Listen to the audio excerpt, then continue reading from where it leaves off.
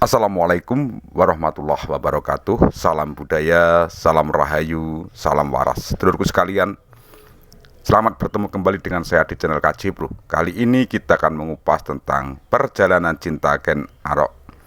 Bagaimana kisahnya? Sebelumnya kami mohon dukungan panjenengan untuk berkenan memberikan subscribe bagi yang belum subscribe, dan bagi yang sudah subscribe jangan lupa untuk memberikan like dan juga komentar. Dan bila video ini panjenengan anggap bermanfaat, silahkan untuk dibagikan melalui akun media sosial yang panjenengan punyai.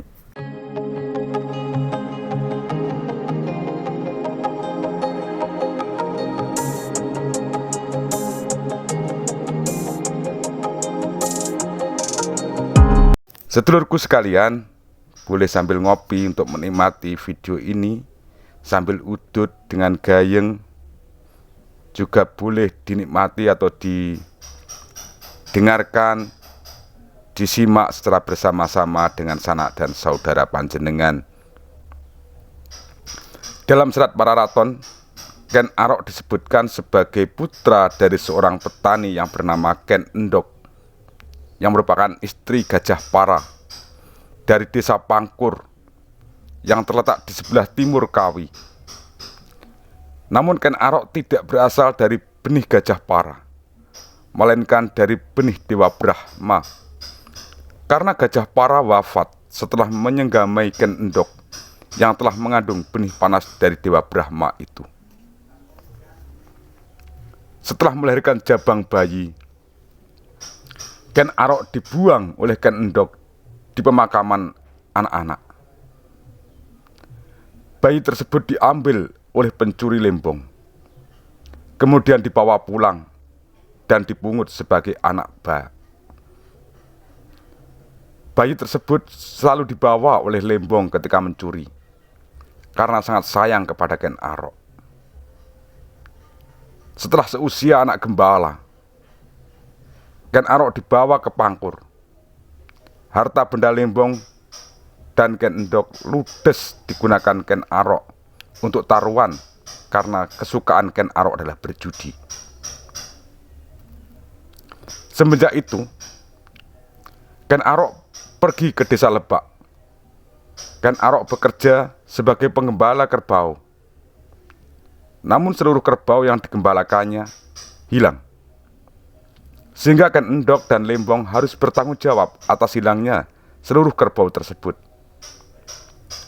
Ken Arok meninggalkan desa Lebak yang kemudian menuju desa Kapundungan untuk mencari perlindungan.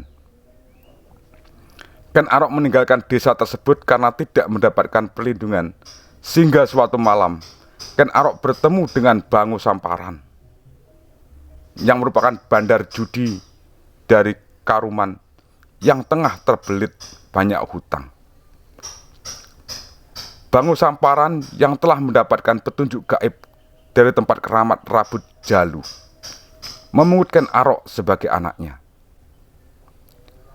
Lantaran tidak boleh tinggal bersama Genuk Buntu.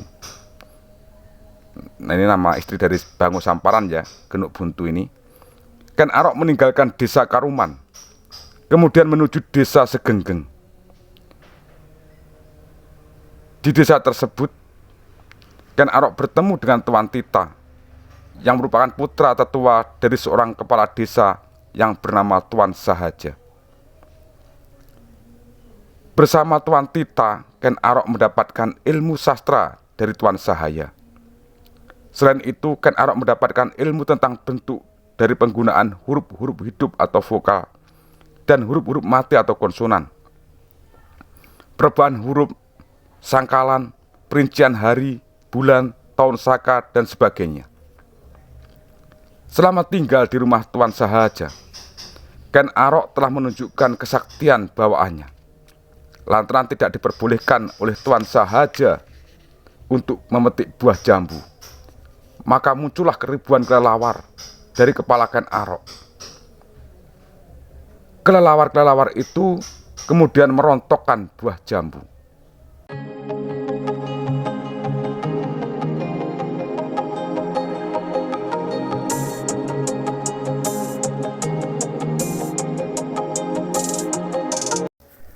Sedulurku yang berbahagia, usia Ken Arok semakin dewasa. Bersama Tuan Tita, Ken Arok membuat pondok di ladang Sanja di sebelah timur Cigenggeng. Aku Tunggul Ametung ingin melenyapkannya, karena Ken Arok suka mengganggu orang-orang yang lalu lalang di hutan Adiuga. Kemudian Ken Arok pergi ke tempat keramat di Rabut Grontol karena merasa keselamatannya terancam. Dari Rabut Grontol, Ken Arok pergi ke Wayang setelah menganiaya para pemikat burung di ladang Sukamanggala. Ken Arok pergi lagi ke tempat keramat di Rabut Katu. Dari Rabut Katu, Ken Arok mengungsi ke Junwatu dan berlanjut ke Lulumbang yang kemudian tinggal di rumah Gagak Uget, keturunan gulungan tentara. Ken Arok dikejar oleh orang Lulumbang karena membuat kerusuhan lagi. Setiba di desa Kapundungan, Ken Arok diselamatkan oleh salah seorang warga. Setelah berhasil diselamatkan, Ken Arok meninggalkan desa Kapundungan dan memasuki hutan Patang Tangan. Ken Arok bergerak dari hutan tersebut ke Ano dan kemudian menuju ke hutan Terwang. Di sekitar wilayah hutan tersebut, Ken Arok kembali membuat kerusuhan. Hingga suatu ketika Ken Arok tertangkap manakala akan mencuri nasi dari dalam bumbung bambu. Namun Ken Arok justru diminta untuk datang ke rumah kepala lingkungan yang baik hati apabila ia merasa lapar.